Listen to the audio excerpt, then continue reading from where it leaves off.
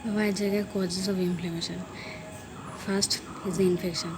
अगर कोई bacteria, viral, fungal, parasitic और माइक्रोबियल टॉक्सिन एनीथिंग अटैक करती है ना, तो हो जाएगी infection.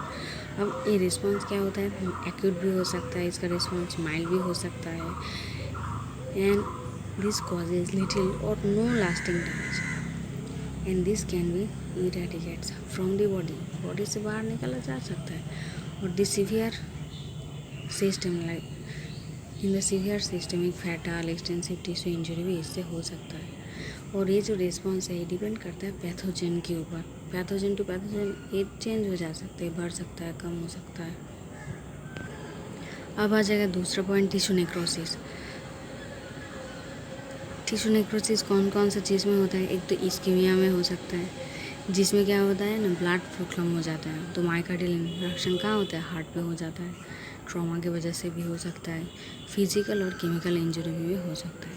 That is in thermal, in chemical injury मतलब थर्मल एज द बर्न हो गया, फॉरेस्ट फाइट हो गया, और इरेडिएशन हो गया, exposure of the chemical etcetera में हो सकता है। उसके बाद कॉज होता है फॉरेन बॉडी। अगर स्प्लिंटर मतलब कोई सुई अगर पेनिट्रेट कर दिया और डार्ट हो गया और सूचर के टाइम पे, और अगर यूरिक क्रिस्टल भी जम गया ना बॉडी में, जैसे कि गाउट में होता है, कोलेस्ट्रॉल जम जाता है, एथेरोस्क्लेरोसिस में, लिपिड हो जाता है, ओबेसिटी एसोसिएटेड मेटाबॉलिक सिंड्रोम में, तब भी इन्फ्लेमेशन हो जाएगा। और एक आते हैं इम्यून रिएक्शन और the hyper sensitivity. Auto immune disease में भी एक तो कारण ऑटो इम्यून डिजीज़ होता है एक्यूट इन्फ्लेमेशन का, और एक होता है एलर्जी की वजह से। But this can not be eliminated from the body, and also it is difficult to cure.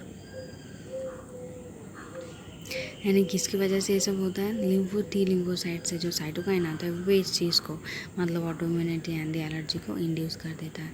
तो चारों कारण क्या क्या हुआ, पहला आ गया इन्फेक्शन की वजह से, उसके बाद आ गया ट्रॉमा की वजह से मतलब टिश्यू नेक्रोसिस की वजह से, उसके बाद फॉरेन बॉडी की वजह से, उसके बाद 4 नंबर पॉइंट आ गया हाइपर सेंसिटिविटी की वजह से।